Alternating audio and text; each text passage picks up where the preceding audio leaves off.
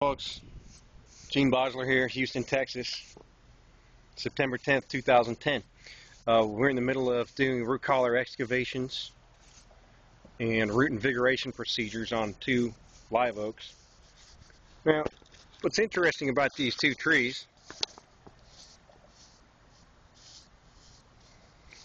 is that they've been in the ground for 15 years. Why aren't they 15 inches in diameter, or at least 12? Okay, so you can see here we've removed the edging here. We haven't done this one yet, but we have done this one where they've got this bed piled up around the trunk of the tree. So the soil was piled up to here, and this bark is spongy, punky, partially decayed, as you can see. And we've already pruned some of the girdling roots, some fresh pruning cuts you can see here.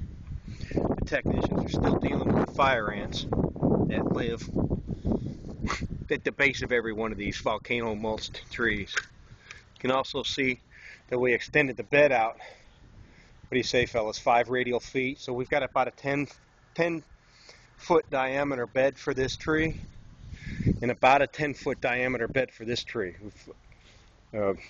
Probably the most labor-intensive part of this job this morning was removing this turf grass. Does that show up in the video here? Yes. Let's see. We can see, if I get the angle right, that the turf grass has been removed, and so they're just now basically getting started on this.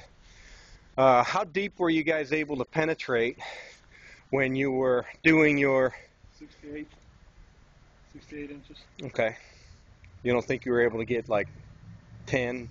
It's just started to get too thick, too compacted. Yeah. Okay, that's another thing about the root invigoration procedure.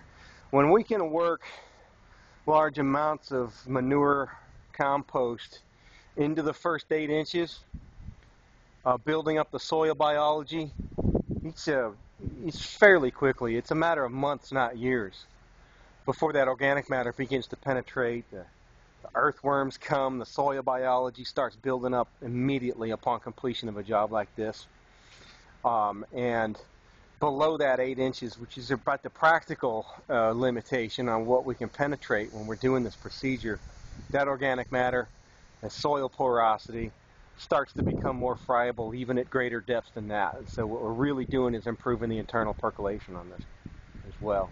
So this is kind of a midway point in the root invigoration procedure, where we've focused mainly on excavating out the root collar and getting rid of that excess bed there.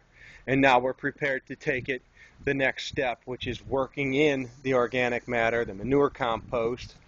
We're also going to put some pelletized sulfur and work that into the soil. And the objective being temporary reduction in pH to help improve nutrient uptake on a part of the plant. And so we'll follow through with a later video as to how the job goes.